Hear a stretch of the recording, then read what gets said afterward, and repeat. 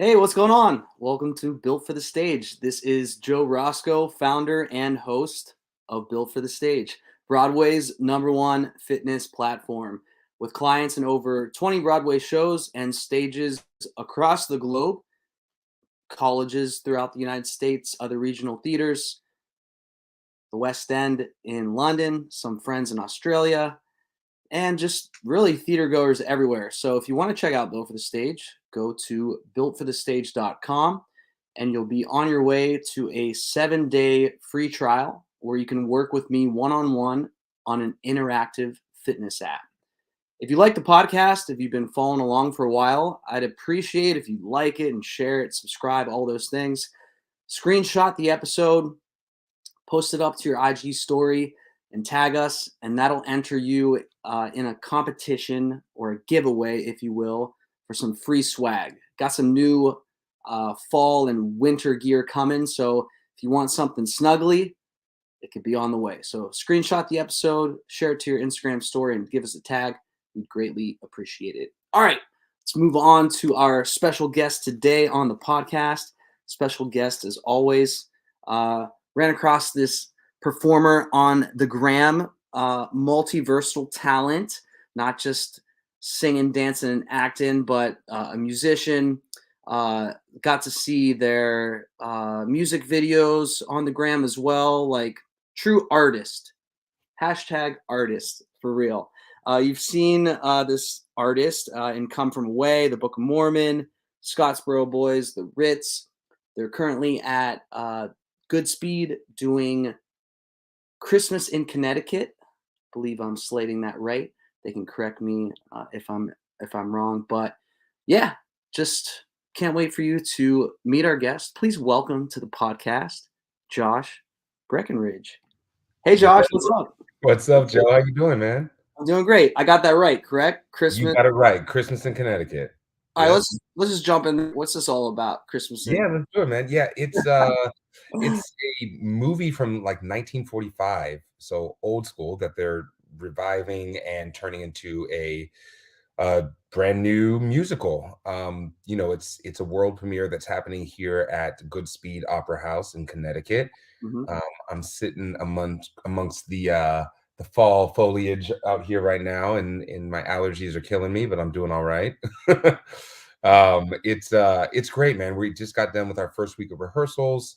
Yeah, it's my day off, and it's a pleasure to be here hanging with you. We start performances November 18th, and we go into December, into, let's see, December 30th. We could extend to the 31st, but yeah, if you guys are in the area and a fan of some good original uh, musical theater, come check out Christmas in Connecticut. It's feel good, it's family, it's holiday, it's funny, it's everything. And I'm having a blast. I play a soldier, World War II war hero, actually, called Jefferson Jones, and yeah, man, it's been awesome. Nice. Are you by nature a holiday person, or is this kind of Oh.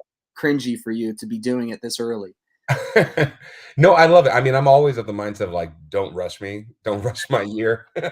When I see Christmas trees and like the home goods and whatnot, like before Halloween, I'm always a little turned off by that. Right. But no, I love the holidays. I love this part of the year. Thanksgiving, Christmas is my jam. I do like Halloween as well, but yeah, Mm. we're knee deep in rehearsals now, so it's all I can think about is the show. And yeah, I'm not bothered by little early holiday spirit. It's Yeah.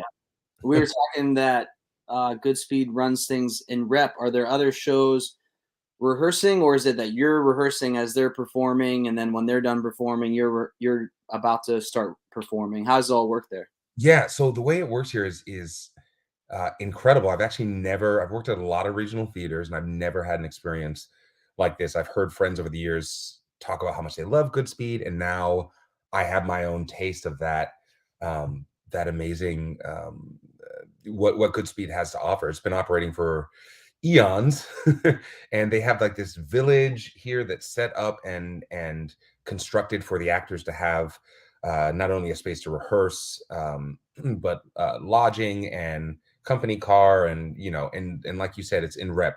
42nd Street is playing right now, which I got a chance to see a few nights ago, and it is phenomenal. Mm. Um, just Randy Skinner tap dancing, extravaganza. I'm not crazy familiar with 42nd Street. I know, some of the big songs, but apparently this is very revitalized and some changes and this and that. My friend Kate Baldwin, who is one of the leads, is extraordinary in it, as well as E. Clayton Cornelius and Max Van Essen. Like, there's some incredible artists and people that I'm sure you've worked with and know of, that are in this piece. So they do a great job of getting some extraordinary talent out here in the sticks, Yeah. um and our show's no exception. We got Ed Dixon, Matt Bogart, Audrey Cardwell, Rashidra Scott, myself, just a bunch of Raymond Lee, a bunch of amazing artists, Yeah. and the show's gonna be fun. I'm really excited to debut this show with this company, and I hope that from there we can keep growing. Maybe head towards New York City. We'll see. Oh, so this is an out of town tryout, perhaps? Yeah. In a way, it's a world premiere, and so they don't deliver too much information this early on. We're just here to do our job and help tell the story, and then hopefully it's received well, and then has legs and moves forward to the next incarnation. I know that Holiday Inn started here, and I think they had a run at the Muni, or if I'm not wrong, and then they went to Broadway. So hey, if I can, Yeah. get on this pony and ride this to New York, that would be amazing. Right now, I'm just living in the moment and enjoying my surroundings and having fun as a storyteller out here. So yeah, Yeah, speaking of living in the moment, I was just in London and I saw Come From Away in the West End. I also had seen it on Broadway. yeah, Living in the moment in that show is like you have no other choice from the way you jump in time and place and character to character. Talk a little bit about that. What role did you play or roles? What was yeah. that experience like with Come From Away? Yeah, man, you hit it on the nose. It's like you're shot out of a cannon with that show. It's 100 minutes of just pure joy, cathartic, you know, love, emotional, everything. It's just a roller coaster. Yeah, And it sounds kind of crazy to be on stage nonstop, but it actually it keeps the ball rolling. There's so many, as you said, that we wear so many hats in that show. Everyone on stage is basically has to have a swing brain in nature, because we're all wearing different hats and playing at least like three different roles. Um, I was a standby for most of my time at Come From Away. And recently, in the last chunk of the show's run, I got bumped up. Our producers and creative team had the faith in me to move me up to playing Kevin J, Ali, and others. mhm, So that role originally created by Cesar Samayoa, and I had a blast, man. That was of the five. So we cover 5 out of 6 roles of our sex in the show. So there's 6 standbys, 3 men, 3 women. We each cover 5 out of the 6 of the roles that we could cover, and out of those 5, that was my all-time favorite. It felt the most diverse. You're playing a Newfoundlander, a Egyptian, Muslim man, and then also one half of a beautiful, gay couple. This guy from New York named Kevin J. So it was you run the gamut with that show, no matter what track you play. yeah, And I always say that we really had a huge responsibility to tell the story and tell it right. And I was blessed to be able to be on that stage, 8 times a week, telling that story, oftentimes in front of the very people that we're portraying, the plain people, as they call them, or the come from aways and the local Newfoundlanders. So yeah. I had a blast, man. One of the best theatrical experiences of my life, for sure. Cool. You Yeah. said it really kept the ball rolling. Speaking Hmm. about your music and your music album that I talked about in the intro for everyone listening, it's titled Monotony. And I feel like some of it was you had to have maybe wrote some of it during the pandemic. Is that true? Or I did indeed. Yep. yeah, Yeah. so this was a time when the ball wasn't rolling. So we were just in a global standstill, if you will. Tell us a little bit about like that project, what birthed it, or yeah, the inspiration behind it. Tell us a little bit about the album and some of the songs. Sure, man. Sure. Well, first of all, thank you for bringing it up, and I know you had a listen, and I really appreciate that. And as an independent artist, it's hard to get your stuff out there, and I think I discovered that through that process. Yeah, when the shutdown happened in March of 2020, I was home like a lot of actors, and I before I went home to California to see my family, I kind of just held the fort at my place in New York with myself and my Wheaton Terrier, and I was bored, and I was like, hey, I can either fulfill my dreams of doing interior design, which is also a love of mine, or get back to writing music. I wrote in high school, a little bit in college, and kind of fell by the wayside when theater, jumped in the front seat. So I took out my ukulele, started strumming, got some chords, got some lyrics going, and yeah, man, within like 2 months, I had like 15 tracks done. For Yeah. some reason, I think a lot of artists can probably agree with me that that time, and I guess we're still kind of in the pandemic, right? But that time, the bulk of the pandemic was monotonous, but also inspirational. As a time to take a break and see what else we could access from ourselves, right? So for me, I was very motivated. A lot of the songs have to do with moments in my life at that time, moments of recollection during the monotonous time of the shutdown. So I just had a lot. I just felt like I was fueled and ready to write. So I wrote. I posted a few clips of me online, little tidbits of me playing uke, just basic chords of some of the songs I wrote. And one of my friends, he's going to remain nameless because he prefers to, but he's a very um, loving and giving friend. And he was like, hey, I like what you're doing. If you ever want to turn it into a full record or something, just let me know. I want to be a part of that. And I was like, okay, thanks. And, fast forward to when I was ready to get a band and make this thing a record, I was like, I got 15 tracks. I got it down to 12. No one has the attention span to even listen to like 8 tracks nowadays, it seems. But yeah, I got the album figured out. I gave this friend a call and we made magic together. Got in the studio, a lot of stuff through my producer James Frazee, who's in Jersey, was remote. I went out to California eventually.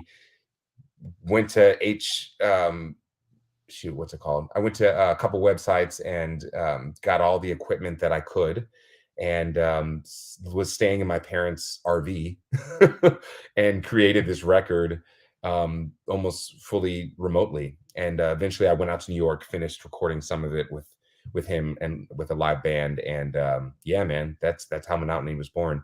I'm proud of it. I was able to make 4 music videos from that. Folks can check that out on my YouTube channel. And I know we can talk about social media and all that a little later, but yeah, I'm really, really happy about it. My first single was called Come to Me.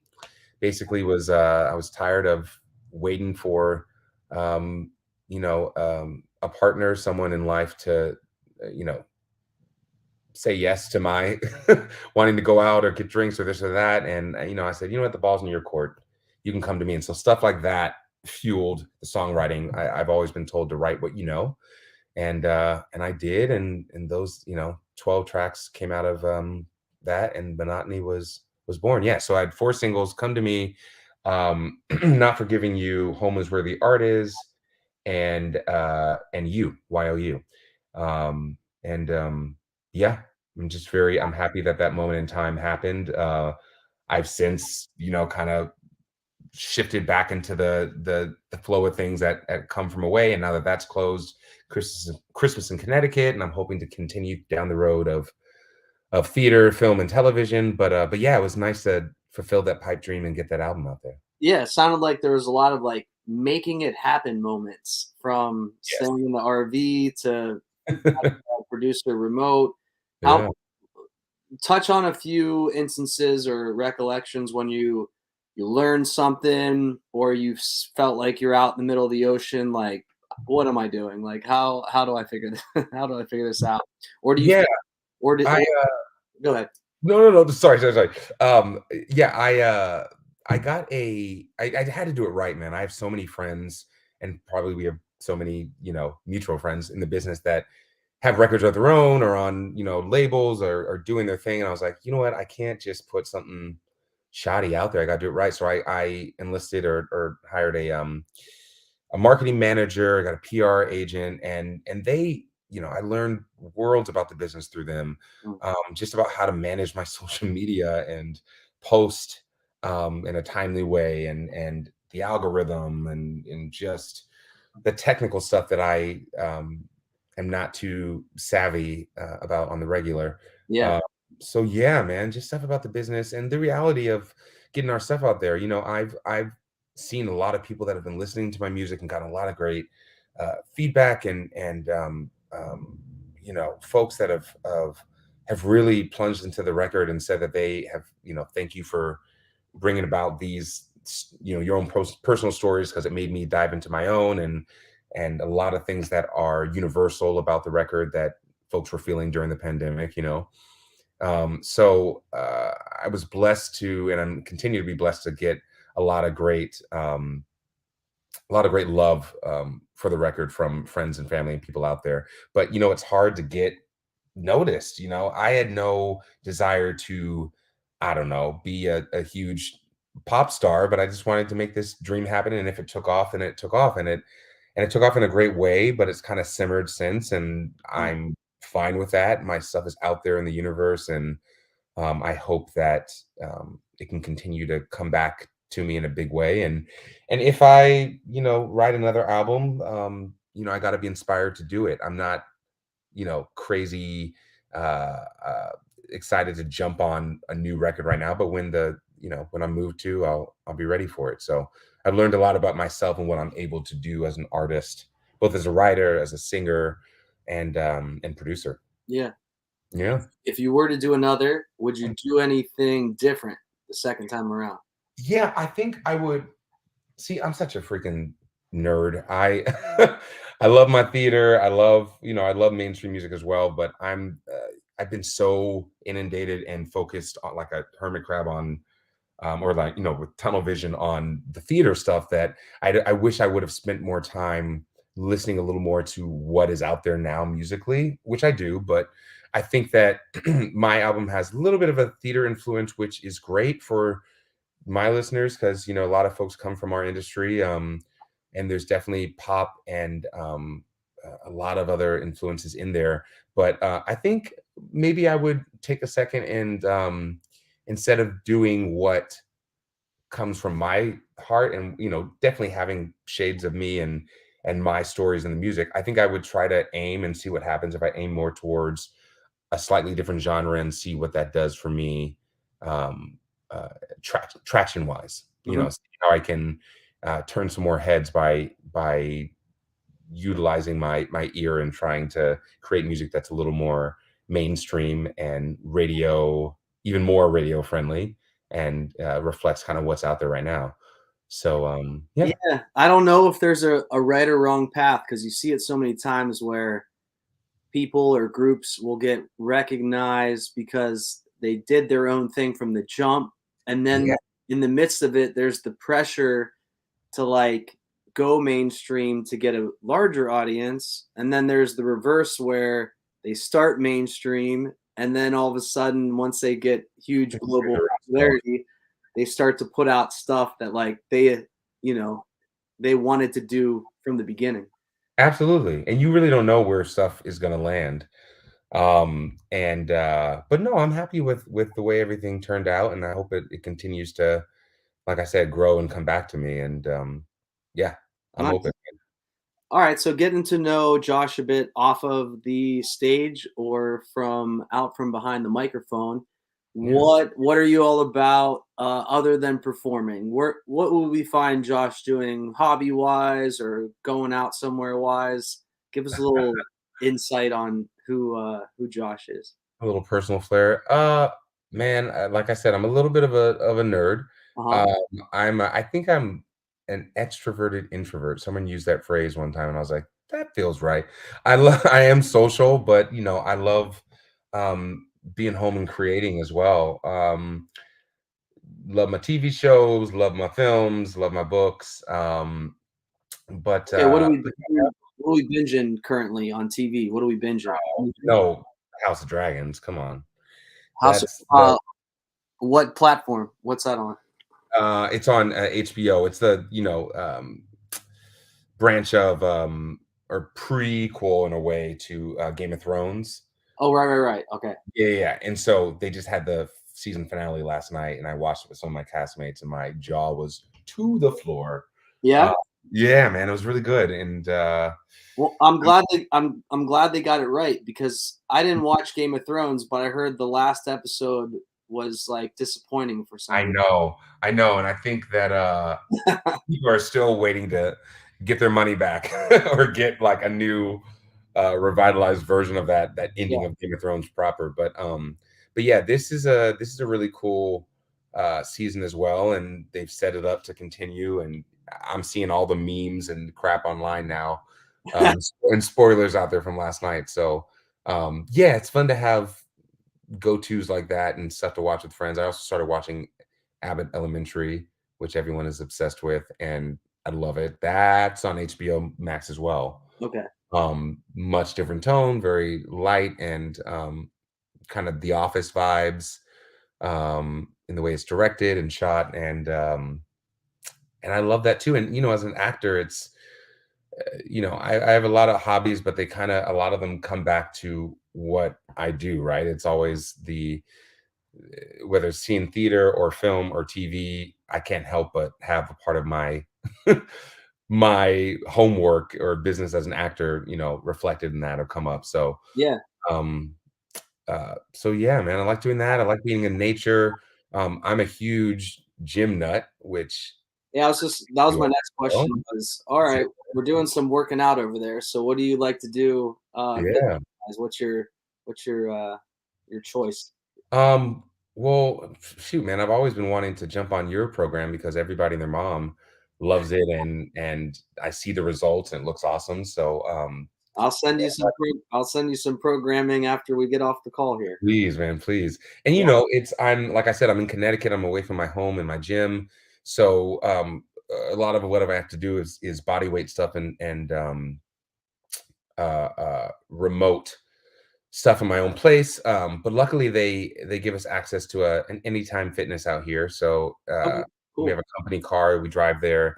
It suffices. It has everything I need, and luckily, I have an awesome trainer at Temple Gym, Mario Cassis, who is this Lebanese guy who is freaking incredible and has gotten me shredded for more than a few rolls now. And so he set me up with a program and nutrition and all that stuff to just Cool. um stay cut and stay right. I've kind of done myself in that a lot of roles that I've done have been like the leading man, you know, eye candy track or the you got to have some arms or it's mentioned that he has, he's built or I've got to be shirtless on stage and that wasn't come from away, but that has been some shows in the past and even in Christmas in Connecticut I'm this this soldier who takes off his shirt at one moment and is in a tank top and his arms are commented on by the leading lady and so I've kind of set myself up to be that guy sometimes with casting which I'm okay with but it just requires me to stay fit and keep that brand up and my thirst traps on Instagram don't help so there's Yeah. that. Uh it's a whole can of worms out there, and like I definitely with Bill for the Stage like to focus on like the actors being athletes thing and like Yeah. the ability to be durable and be your best performer 8 times a week and just be able to do the job regardless of aesthetic. Hmm. But sometimes like if they're gonna write the script and say the things they're gonna say, then Yeah. you gotta do what you gotta do, you know? Of course, and don't get me wrong, I've done a slew of roles that are there's no physical, specificities. There's nothing that's specific about the physical type, but but yeah, as a young-ish male in the baritone, I tend to get those leading man tracks that there's some kind of love interest, there's got to be some kind of attraction there, and they Yeah, just go hand in hand. And I'm not mad about it on one hand because it keeps me healthy and fit, and living day to day in a healthy way. So for sure. yeah, yeah. All right. So as you go along in your career here, we'll jump into something like more quote unquote serious. I like to use this for helping people coming up in the industry or that might be in a dry spot right now in their career. What's Mhm. something you look back on where you were, distraught, you were going through some tough times, and you wish like yourself now could go back and be like, hey, listen, Josh, here's my advice on how you should approach this or what you should do. Were there any moments or like what any advice that you would give people in either a dry spot or just starting out trying to make waves? Yeah. Yeah, Yeah, sure. I would say like don't take things too seriously. The business is very cutthroat and stressful, and you do have to represent yourself well. But I find that more times than not, I over stress myself out about um, doing my job and doing it well, and often in this, just like we were talking about, I keep going back to Christmas in Connecticut, but these gigs where it's like you feel like you're always having to audition, no matter what, and you want to stay the course and stay with something until the light at the end of the tunnel, a Broadway original role or something, or even film and TV, and I think I have swindled myself out of a couple of opportunities just because I've gotten in my head too much and over analyzed and gotten too stressed about the end result instead of living in the moment. And as we live in the moment as actors, we're not only we're in the stakes, we're in the storytelling. Not only is that beneficial for the audience, whether it's TV, film, or theater, because you're honestly living your truth up there, but it also removes the mental stresses that we can throw on ourselves in these high profile, high stressful, very stressful situations, if that makes sense. yeah, So it's win-win to kind of just plug yourself in terms of acting into whatever role you're portraying, and whether it's vocally you're stressed out about something, or storytelling wise, or movement wise, just trust yourself, trust your guts, live in the moment, tell the truth, and a lot of times that'll alleviate a lot of that negative energy and stress that causes blockage for us as performers. I've kind of like wound myself into knots in the past in certain situations, just stressing myself out unnecessarily. And part of that comes with age, right? Like just out of school, early 20s. Yeah, you can say that to someone and they're not going to get it until they live it themselves, right? But now in my mature state, I think I've lived and seen enough examples of where that stress gets you versus where that release and confidence and just zen mindset gets you, and the latter is the way to go, in my opinion. yeah. Cool. Mm, Okay. We'll end it with a couple of lighter, sillier questions. Again, getting to know you because we just want to highlight you as a person to our audience out there. yeah. You're listening to your playlist.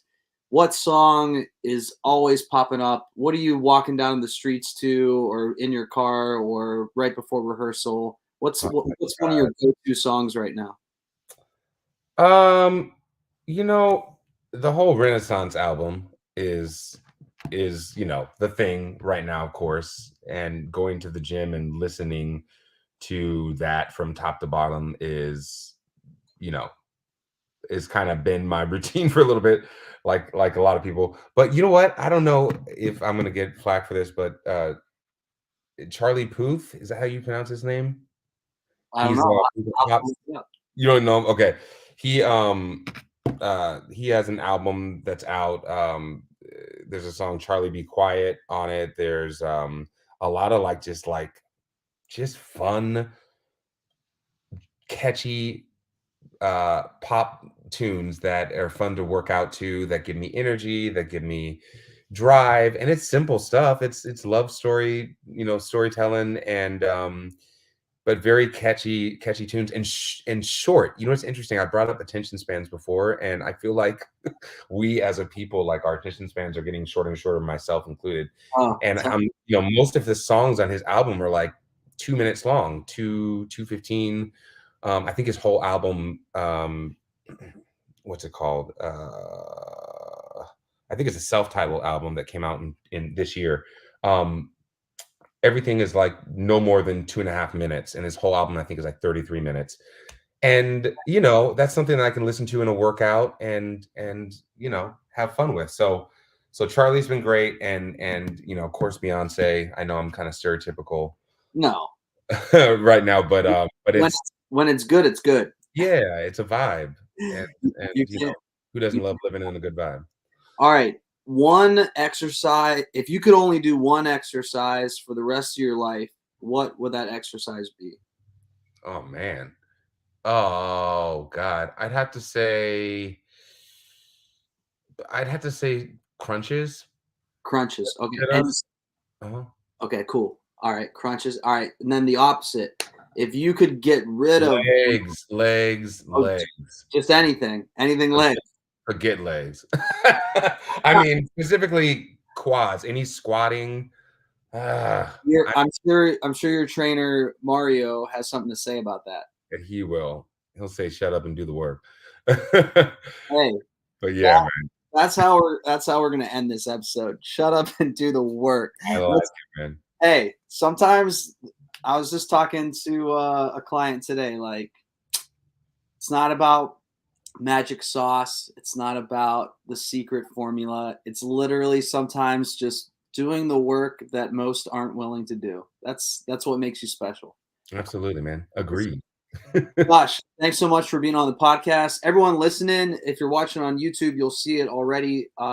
Josh's website is j-breckenridge.com. You can also check Josh out on the gram at j.breckenridge.music. But again, we'll make that super easy for you. It'll be in the description of this episode. Make sure to give him a follow. Josh, thanks so much. Thank you so much for having me, Joe. Take care, man. Okay, appreciate you. All right, everyone. Josh Breckenridge, another great chat. Wishing Josh and his cast Christmas in Connecticut at the good speed. All the best. Thanks again for tuning in, being a supporter of Built for the Stage. Check us out at builtforthestage.com or at Built for the Stage to try that 7-day free trial with yours truly. We'll be chatting one-on-one, coach-client relationship. And that's all I got for you. Actors or athletes, train like one. Later.